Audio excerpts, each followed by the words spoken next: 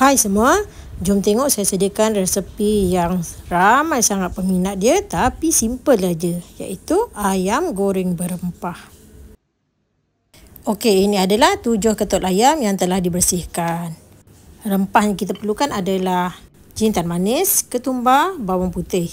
3 bahan ini kita tumbuk sampailah lumat. Kalau nak guna blender pun boleh juga ya. Okey, sampai jadi macam ni lah. Saya suka dia kasar-kasar. Kemudian masukkan serbuk kunyit, garam, serbuk cili, serbuk kari, sedikit perasa. Yang ini optional, kalau tak nak letak pun boleh juga. Saya letak sikit je. Dan juga bahan yang kita dah tumbuk tadi. Lepas tu gaul-gaul sebatikan dengan ayam. Jadi macam ni lah. Lepas tu perap. Minimum 15 minit. Lagi lama, lagi sedap.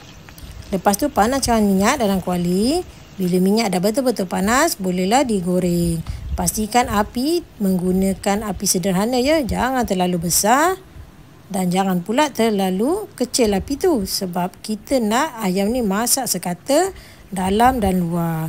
Kalau api besar sangat, nanti luar dia nampak garing tapi dalam tak masak. Bila warna dah bertukar jadi warna sedikit gelap ya. Nampak sebab kita ada letak serbuk cili. Bolehlah diangkat dan ditoskan minyaknya. Dah pun siap. Ayam goreng ni makan dengan nasi panas-panas atau ratah begitu saja pun sedap. Sekian dari saya. Selamat mencuba. Bye.